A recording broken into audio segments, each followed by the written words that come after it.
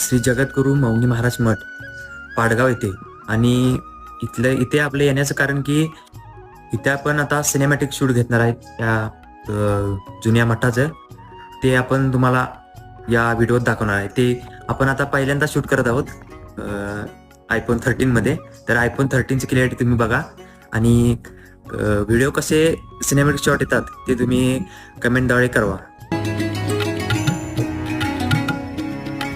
महान मंदिर महाराष्ट्राचे सुफलित संचित सह्याद्रीचे.